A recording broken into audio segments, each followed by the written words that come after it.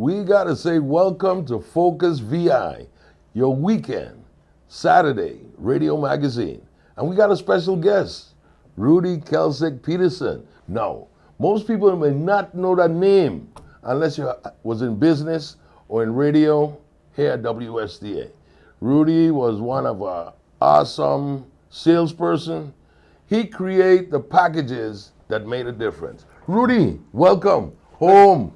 Good seeing you again. Glad to be here. Glad to be here, Peter. So again, tell our listeners a little bit about yourself and how you started in radio and sales here at WSDA. I started in radio here back, actually when I was in high school, when we were in Frenchtown. I used to do a gospel program on the weekends. It started first on a Saturday with, I want to say, Sonny Davis, who had introduced me. It was a Boy Scout project for me. It was an Eagle Scout project, where I did a program with him, and then it led to me having this program at the station. And then I started college at UVI, and I found my way into getting a job here. And it led to some very interesting things that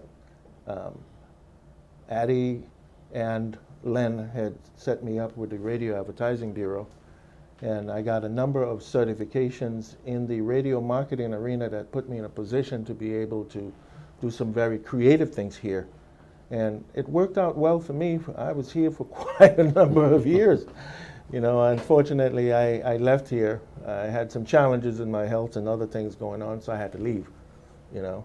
But about me having left here, it was a good experience for me, having been in radio, and especially in sales and marketing here. And while away going to grad school and Watham postgraduate school, I got myself in a position to be able to do things in sales and marketing that, to this day, have been pretty much rewarding for me. Awesome, awesome. You know, one of the things that we can talk about, the Virgin Islands is a unique market. It's an international market. And share with some of our listeners and you know, how you created packages and how you made it work. Well, I started with the foundational principle that I learned many, many years ago. It's pretty much called the 4 Ps of marketing. And in that situation, I created a venue by which, if I had a good product, I needed a great price for that product. I need to know who was going to buy that product and who I need to reach to be able to make that happen, and then how am I going to promote it. So I had to create that strategy within the confines of the 4 Ps of marketing to be able to put us in a position back when I was here. And we did very well during those years of marketing the station at critical points in the year when we knew we were going to have high traffic months, but we knew we would make our money regardless in the high traffic months. But the dead months, we wanted to cover with those packages to ensure business activity stayed consistent. So what would you call dead months? Well, in radio and in a number of venues, especially here in the Virgin Islands, I mean, you have, and any other place across the country, you might say, busy months are literally your holiday seasons. You know, you're going in November through the end of December. Everybody wants to sell you something. Clothes, shoes, new furniture, a new car. Everybody's on board. They want to sell because people want to spend money. But here's the problem. Historically in radio in the Virgin Islands when I was here, January and February were literally dead. People spent their money for the holidays. So they didn't have, and they didn't have a whole lot back when I was here. And so I got together with Len, who was the general manager at the time, and we created a way to, if we can run from November 15th through February 15th, we're going to cover the nice busy months, November and December, and then those dead months we tied to that package to take us to January and February, so the sales wouldn't be that far off. Great. What were some of the challenges back then? as far as how do you know if I have a good product? What you deemed a good product that would be saleable or Well, have been? the first thing we did was we made sure that we knew who was listening to whom. And that wasn't easy to do, but your brother made it easy because everyone knew Eddie back here. And his morning show had a lot of people listening to it. It was not just the music, it was the conversations, the things that were being discussed. So we figured, okay, Addie is going to be the hot button. And so we focused on that. Let's make the hot button the best button that we have in the morning. So we knew until 10 o'clock when he got off, that was the hot button. We had to make sure that was hotter than hot potatoes. So we did that. We also knew then that following him, we're going to be changing to a different type of music, you might say. And we had to make that also hot, but we knew it wasn't going to be as saleable pricing-wise as the Addy Show. So knowing these things, we created a positive venue of having quality people on the air who would bring people to listen. As long as you had listeners, you can be assured people are going to buy. Great. Now, let me ask you, who was your first sale? Who was your first sale client? Harbor Chevrolet was the very first sale I got. At the time, Mr. McCoy was the manager here, and I had just started. I would borrow a former disc jockey's car here because I was a young kid at the time. I borrowed his car while he was on the air. In my first sale, I went and did a Harbor Chevrolet. And I did a good job with that one, and I was happy with that result because that led to other things and other referrals from people there. So, were people buying cars back then? People were. And back then, you know, it's who you knew and connections, you might say. And loans weren't that difficult to get. Today, it's a different animal. Everybody's watching FICO scores like no tomorrow. Back in the day, if you made sense, your plan makes sense, and I mean, people would literally work with you. Nowadays, those days are gone. You don't have a FICO score of 700 or more, a lot of people don't even want to look at you today. It's the nature of the beast. Now, granted, you can still get people to want to do business with you with less than a 700 credit score, but what I'm getting at, back in the day, that was not the real focus, you know, because those things were not what drove business to make it happen here. It's who you knew. I knew back when you were here, I knew you had a limousine service. Tell us about the limousine service, Rudy. You know what I mean? This is it's a true story. One Saturday afternoon, I picked up the Miami Herald, and I saw this limousine, $51,000 for this car. And I had a credit card that I had just gotten 2 months prior with $2,100, either $2,000 or $2,100 credit limit. So I called Miami Herald, the dealer, which is, I can't remember the name of it now in Miami, and Miami Lincoln Mercury. And I told the people what I wanted. So the guy said, well, you know, we would need to see you, because I saw the car and I liked it via the newspaper ad. So the guy said, well, you will have to fly in here. And I said, well, I'm not going to fly in there before I know what I'm dealing with. Now, imagine now, not even a year prior, I had gotten a BMW through Scotiabank. And I went back, not even a year, it was about a year later, and I said that I wanted to get a loan for this limousine. So they wanted to know what my business plan was, and I already had that put together because I knew they were going to come at me with that. So they approved the loan. Now came the big problem. Miami Lincoln Mercury was not going to ship the car to the Virgin Islands unless they got their money. Scotia was not going to release their money until the car was here. So there I was. And finally I said, I'm going to solve this problem. So I flew to Miami. I gave the the salesman my credit card that I had just gotten, a $2,100 credit limit just recently prior to time. And I said, you know what? I'm going to put $1,000 down on this because I've already approved for the full amount of the loan at the bank. So his boss came in and said, well, we're not going to ship the car unless we can get assurance of us having our money here. So I said, why don't you just let me pay for your salesman's ticket to come to the Virgin Islands, have the car consigned to him and to me here. We got it through tropical shipping. I said, if you can do that, I'll make sure you have your money. He looked at me and he said, how old are you? And I told him my age at the time. He said, you know, I like your attitude, but I want to make sure we are sure of the money. So he called the bank, and the bank said, if you guys can ship the car here, we have assurance that we will get you your money. So I paid the ticket for the salesman to get here. And when he got here, I had already cleared the vehicle from tropical shipping. And right away, I got busy. I got with Tropic Tours, I got with insurance companies, I got with all the travel people around here, and I made it happen. Using the same basic fundamental. I wanted a good quality service, priced myself correctly. It's the same concept. And 2 years later, I went to Ramsey Motors, and I told them, well, I needed a second car, and they said, well, how are you going to do this? So I told them.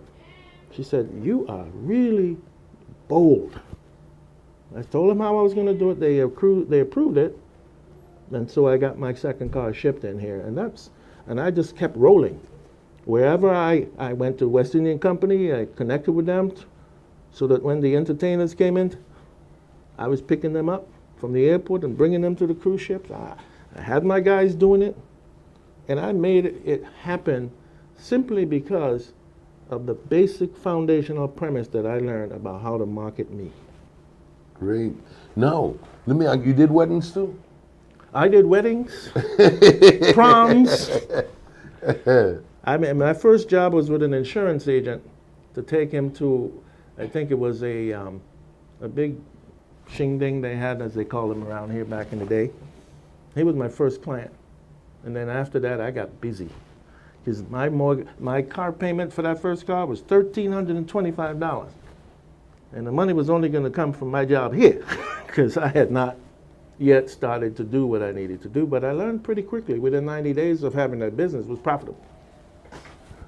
Let's talk a little bit about, once you moved to your second destination after you left St. Thomas, what tell us about your own. That was the most challenging time of my life.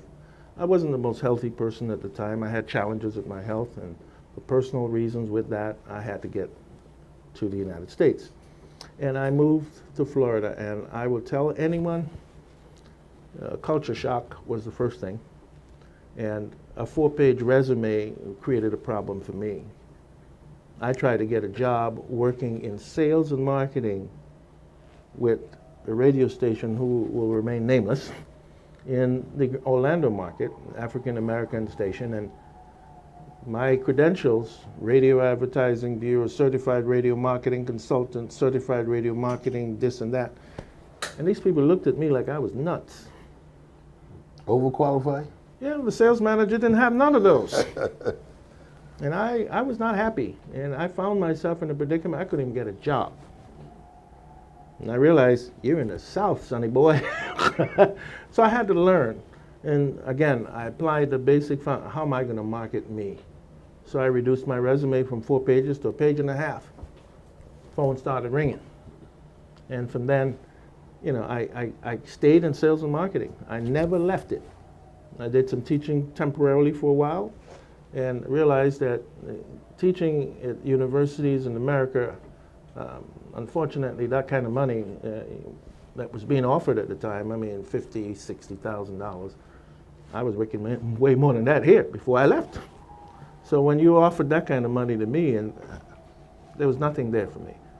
So I found myself getting into the financial services arena, doing the same concept.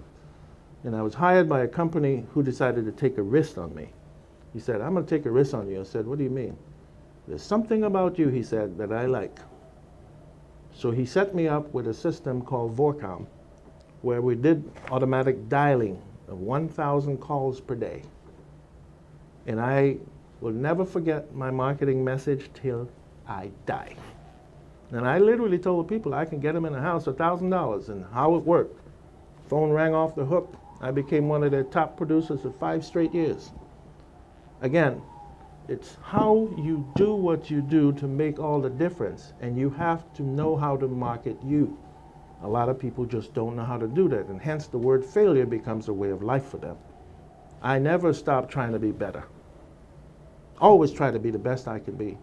If I see something is lacking in me that I think can help me, I'm going to move forward with that to ensure that I'm able to do that. Great. Let me ask you now, with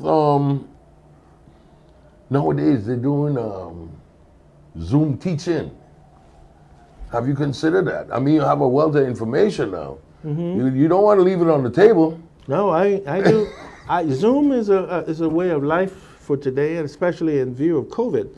And I had some challenges that created an issue for me, where I had to be a part of The Zoom. Zoom, doing Zoom meetings and so forth. And I still do a lot of them, even with stuff with my church and other things, business-related meetings. I'll set things up, and we'll have Zoom meetings, one-on-one conference via Zoom. You still do that. I mean, things are beginning to open up, so you're going to have more and more personal one-on-one meetings now, more than you did a year ago. But Zoom is a way of communicating with people, not only in terms of personal communication, but a way of doing business. So what's your business right now? I am in the financial services industry, and I'm also in a project management position for a very large roofing company, doing same stuff, sales and marketing. All right. And do you have any local connection, saying like you have doing some work in the VI, or no? I haven't been in a position to do that here because of the mere fact the people I used to know and a lot of my, let me put it, I moved back when I was here, some would say, in a higher circle with business people, and a lot of those people have either died or moved away. And I found myself, when I came back here a few days ago, I was able to meet a few of them. They're much older now and not in business or anything, and retired and so forth. So I always wanted to come back home, but the opportunities were just not there for me. And then last year with COVID, that kind of closed the door to a lot of things, And what would have been some of the, say, goals or projects that you had in mind? Say if you had the opportunity to come on home, what would you do or want to do? In all honesty, business in the Virgin Islands, if you are in real estate, in particular in short-term rental, that's money to be made here. There are people who are quietly doing that here, making a ton load of money. That would be a business interest that I would be seriously interested in doing. And you only need to be looking at that water. Wherever you get property, short-term rental, make it, again, the concept remains the same everywhere you turn with this. Have a good product. A good product. Make sure you know who you're going to go after, price your stuff right, and promote it correctly. It doesn't change. You may finagle around wording and how this needs to go, but at the end of the day, if you have those basic 4 core principles down pat, that is a recipe that I can say that if you pursue it correctly, can lead to eventual success. Great. But real estate is I would tell anyone here, short-term rentals in the United States Virgin Islands, looking at our beautiful oceans and beaches and so forth, is a way to make money, big money. How, in your experience as a professor teaching, how was the challenge as far as communicating the message to young folks? And what was, did they get it? Or share with us. Young people, one of the challenges a lot of us, when I was in the academia for a while there, we found with a lot of young people, especially millennials, and the school system, it's bad. We back in our time, writing writing correctly, grammar, punctuation, all that was critical. And we saw, when I was teaching, a lot of young people, great with content, great ideas, a lot of words. But grammar, punctuation, and just making sense of what they're writing. And that's a big problem that I saw with a lot of millennials. So those of us who knew and were educated way back in the day, when we see this kind of stuff, we go like, so now you have to adapt. And you look at how they write, some of them, and how they speak. And now we have gone to a world, even this country, where everything is a new pseudo, a massaged word, or back in the day, we used the President of the United States, and now we got POTUS. And we got all these little nuances and so dealing with young folks, there's always this stuff you have to adapt. But there's some of them who understand the core principles that they need to know how to read and write. My youngest kid is 21. He just graduated from college in December. He has a degree in cybersecurity with a 3.98 GPA. Can't get a job. Cannot get a job. Why not? No experience as far as work. Has all the certifications the most professional people in cyber would have. Can't get a job. Comes a problem. And I could identify with that.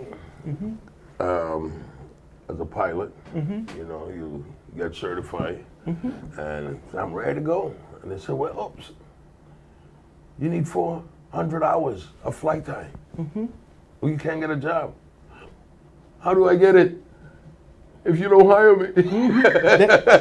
You're supposed to be bringing the world to heaven when you don't have the ability to do it, and nobody's giving you that opportunity. And see, that's the same problem that we find why we have so many young people so discouraged, not only here in the islands, but across this country. Now, with respect to your son, Yes. I know, I don't know where he applied for a job, but I know with the cyber confusion that's going on, all the federal monies that's moving around the place, we could use him here in the VI. Before he leaves, he needs to fill out an application with Government House and whoever, and just leave his resume. Because again, we need to support our own. And the good thing, Rudy, is that we don't have to force our young people to come home. You could work from wherever you're at. That is correct. And that's the beauty about it. You got a laptop with you the can right work from wherever you're at. But the thing is, we have to, like I said, they're our children. We have to look out for them. Yes. We got to convince them that, hey, we ain't gonna reject you if you come home. You know what I mean? We might not have all the money you think you want for a minute, but we got love. We need you to teach those who didn't read the script, can't really execute up to the 2021 system. We need them to come home. And that's a powerful message. You look at this cybersecurity venue or career. There's been, over the last 3-4 years, a whole lot of talk about getting degrees in this area. Because again, WAPA had a cyber attack sometime a year or two ago, something like that, where millions of money was, whoop, it's gone. You understand what I'm saying? So we need our young people to come home. Yeah, we need for them to apply. We need for them to come and share their story, their experience. So it's not just based on what's on paper, but people are aware of you, and yeah. It's amazing that prior to in the last 6 weeks, we had 2 major cyber attacks on critical fuel and meat entities in America. Corporate America historically has seen dealing with cybersecurity as a secondary priority. We got a computer, we got software, we have some of the different malware bites and so forth to ensure we don't have certain things. But the experts who are cons out there, they know way beyond that stuff. And only now is corporate America is beginning to really see, well, maybe we really need to get serious about dealing with having the right stuff to protect our equipment. And not, well, you know, we need it in the government. Well, that's where There's it a lot of starts. there's a lot of stuff happening that people can't even identify. Maybe not even report it. Not only that, you look at, for years, we've seen, even with the IRS in the United States, their computer system for ages was out of date. The stuff they were using for years, not where it needs to be. And it's not just the IRS, it's government as a whole. We have to be mindful we can be attacked just like any business. Sad reality, corporate America, or businesses in corporate America may be able to pay a ransomware to these people, but your average government in today's world, especially in a smaller community like the Virgin Islands, where you're going to come up with that kind of money if they decide to do that kind of stuff. So it becomes necessary for you to prepare and create those systems that are necessary to protect your infrastructure as soon as you're able to. I have him apply, send his resume in all over, I'll do that. and we'll definitely see what we can do, because we have to support our young people. And I'm all And on to keep board with them that. in the field that they prepare themselves for. I remember even being here at WSDA, and you know, I ain't getting into the name thing, but at one time, me being program director, and then this other guy lost his job someplace else, and he wanted to apply for the job. Apply for my job. You can't have my job. Oh, you can get my job.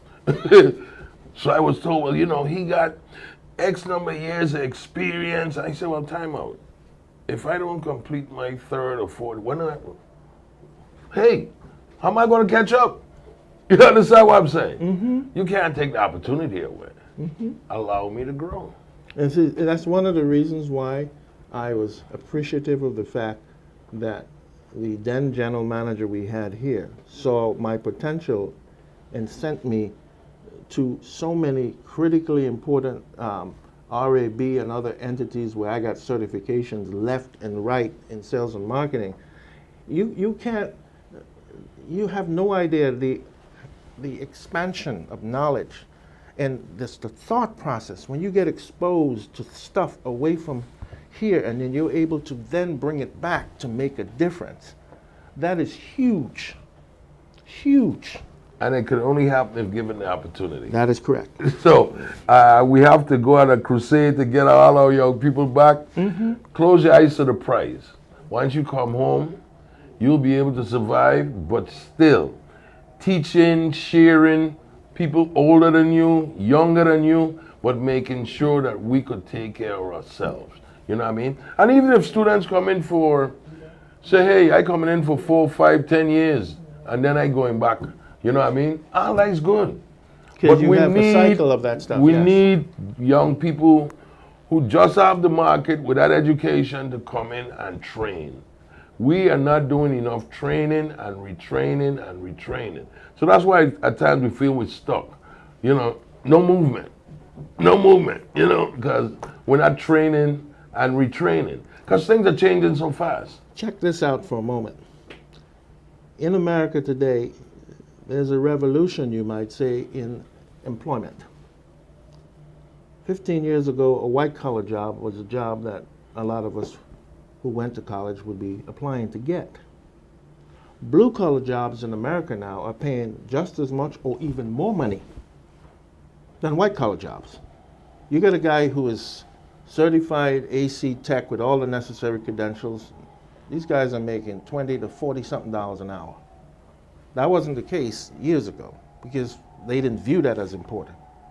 Now you look at guys who are doing roofing and all these other technical stuff. All these technical blue-collar jobs are making big bucks. Plumbing and all that stuff. Nowadays, the money is up here. You got guys making $65,000 to $100,000 a year in cybersecurity. You got guys who are working in plumbing, $50,000 to $80,000, depending on where they are. And union benefits, you go.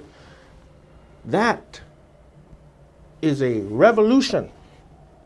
Because those kind of skills, if we are able to create a trade school to create that type of talent, you have no idea where we can take our young people. I think where we miss the boat, we might be stuck in yesterday.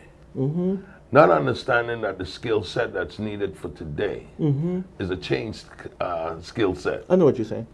So, and we, I haven't seen where, again, even if you have it, people might have certain things happening, but like I said, it's like having a hit and singing in the bathroom. Nobody hears you. Nobody knows about you. So if you have stuff and you're not promoting it where everybody knows it's happening, students are excited to get in this thing because it's a talk about stuff. We're doing a disservice to ourselves. And then depending on others to come in and do stuff that we can do once trained. It's amazing. You look at what YouTube has done to create so many venues for people. There's a guy in Cambodia, for example. He doesn't say a word. He cooks some of the most amazing dishes using a wok and wood, and he does some of the most crazy stuff you could ever see in some of the tastiest dishes. And this guy will have 400,000, 500,000, some shows 2 million views. When you got that kind of traffic watching you, guess what you're making? Money. Because everybody wants, and they can do it here. But it comes down to understanding you need a quality product. Yes. And anything can sell. It's like we're not selling the carnival, we're not selling the culture because we don't work on the product. We don't make sure that, hey, the costume making, the pan playing, the design, the dance, the music, the authentic part of it is secure. And we don't train and teach and share so it could grow. So our product is weak. And we got to work on that. And I pray every day that, for young people, the opportunities are there, but we have to give them, like you said, a chance. And if we are not in a position to create venues to help them so they can get a chance, someone took a chance on me. And all of us. I didn't know a whole lot initially because I had been a year and a half in college. But someone took a chance on me here. They got me a job. The general manager who replaced that general manager saw potential in me and made sure I got all the skills and certifications I needed to be the best salesperson. Then he said, I'm going to make you sales manager. And that was 2 years before I left here. And I was on fire making good money for this place. This is always going to be a very special place to me because this is where I got started. This is what put me in a position where I got to see the world for what it is and an opportunity that if I can make me the best I can be, because at the end of the day, we all need to remember something about sales and marketing and business. People buy from whom they like. People generally, whether we like it or not, they vote for whom they like. How many of you or us review a person's record on the environment and this and that before we decide to vote for somebody? We don't. We like the message they're saying, and we vote for them because we like them. You're a salesperson. You go out there and you smell like crap. You create noise in the ears of a person, and the person, no, we don't want to do business. But you go in and you're nice and professional looking, you sound good, you smell good, and you make people feel good. People buy from you. I love it. It ain't that difficult, but we make it difficult. I love it. That's the way it is, man. Believe in me, this little guy left from this little island, and I got bamboozled, or some would say, I got beaten up pretty bad at first. Yeah. And I had to ask myself the question, what am I going to do? Continue to be beaten up, or am I going to just make a difference? And I found people who helped me to make a difference in my own life. And I realized the power of skills. I don't care if you get a college degree. A college degree is fine. But if you don't have a skill in this society, you're in trouble. So I'm always telling young people, get that piece of paper, but make sure you have a skill that's marketable to help you with that piece of paper. You get a bachelor's degree in business administration, okay, great. You know how many thousands get them? What skill do you have that'll make a company say, I want to pick you versus the other guy? We need skill sets that are marketable skill sets, because this blue-collar world we're in is on fire. And our young people need to be part of that. And we, as older folks who know this stuff, and even in government, trade schools teaching this kind of stuff. Because a lot of our kids are not college material. Why do we want to push them there if they're not? Trade schools, man. Yeah, but again, it's up to us. We need to break the cycle. And I am a firm believer we should. We need to break the cycle by spreading the word, giving the ideas to those who have the money and those who may be in a position to just make a difference.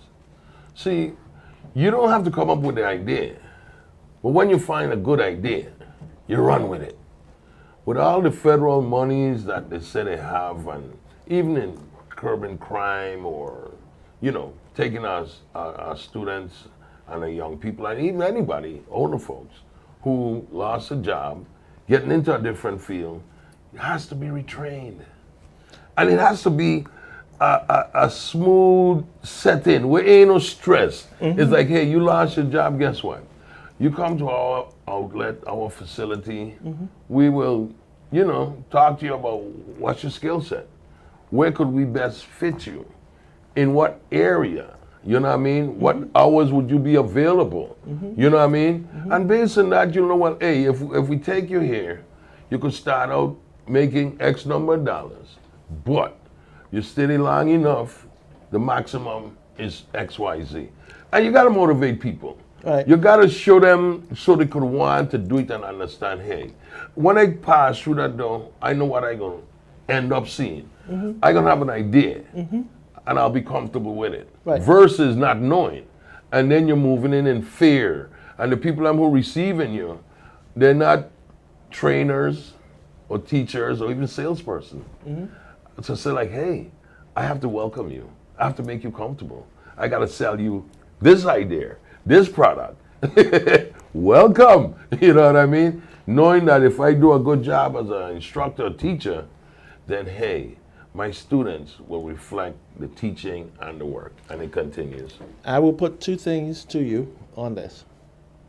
I strongly believe that we, here in the United States Virgin Islands, real estate, whether we open our eyes to it or warm up ourselves to it, like any other state, people come in with money and they buy your sand, sea, and sun. Our people need to be buying our sand, sea, and sun, meaning you take that land and you got views of the hills, you get some short-term rentals, get some condos.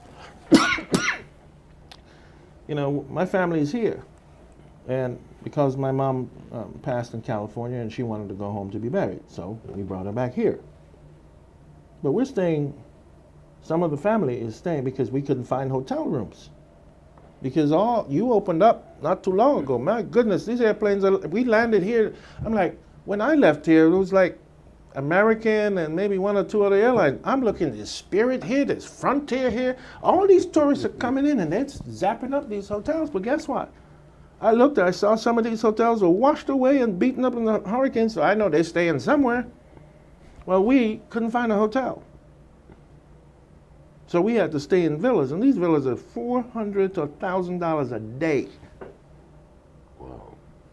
My point, we need to open our eyes to that stuff. Awesome. Before I let you go, I love you for life. What would some of the wisdom from your experiences in sales and understanding marketing that you like to share? The number one priority that I see, and most important thing, and I say this to my son, I tell my son, I need you to be the most dangerous black man on the face of this earth. And he's like, Dad, what are you trying to say? I said, this is not about violence. This is about you being able to read and write and be cognizant of the society that you're in and how to live within it, having the skill sets that you need to succeed, and being able to control your emotions and your ability to succeed, putting those things into perspective.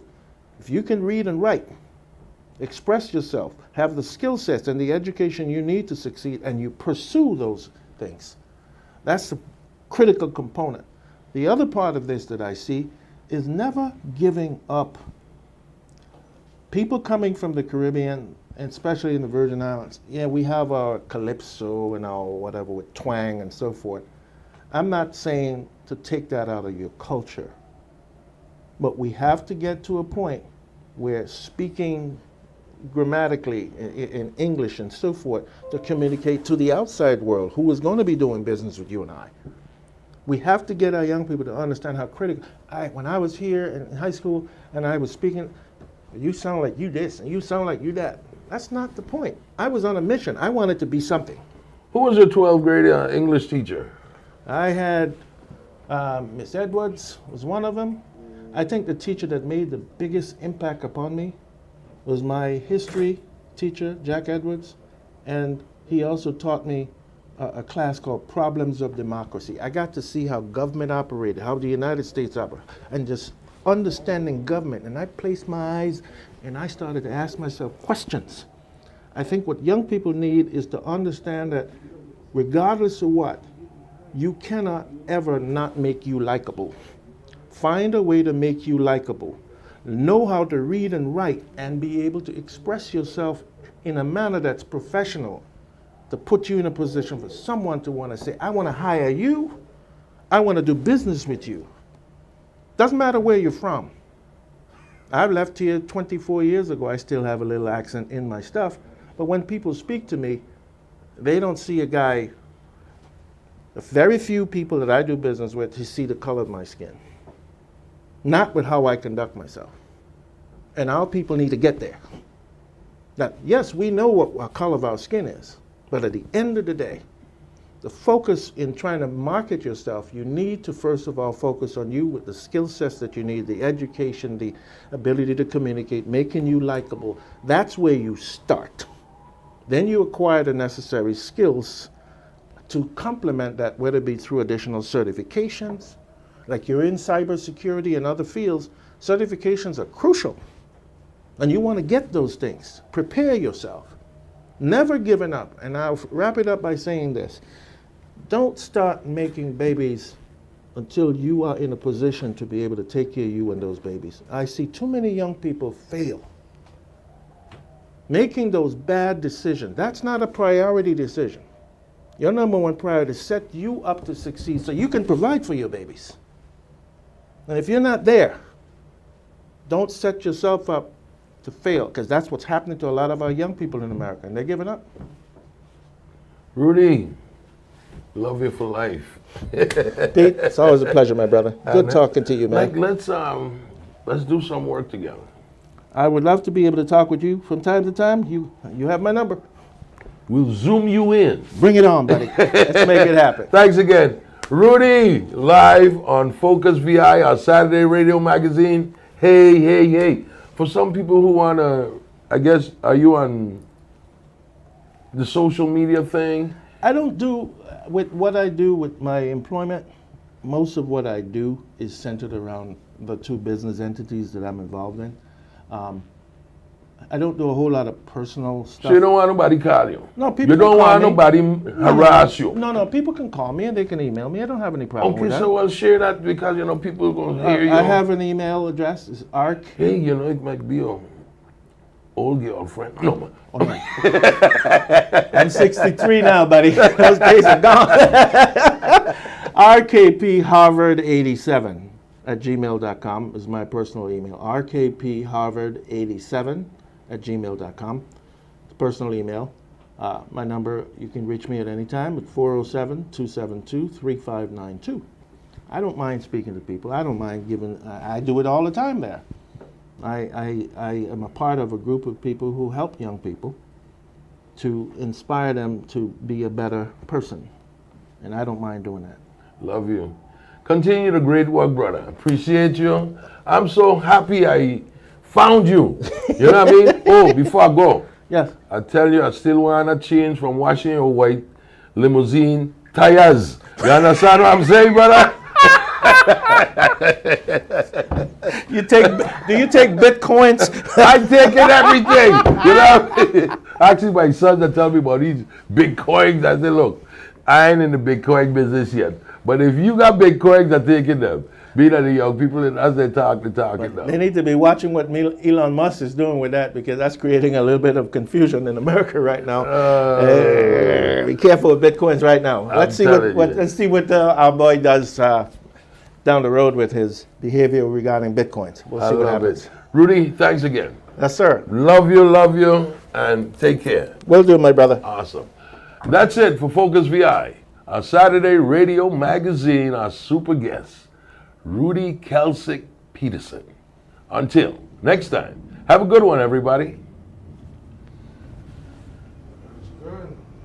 I done? Thanks, Pete. I love it. Thanks. Not Hey, a that was problem. awesome, brother. Anytime, man. Rudy. And I wish I was back here sometimes, but Don't worry.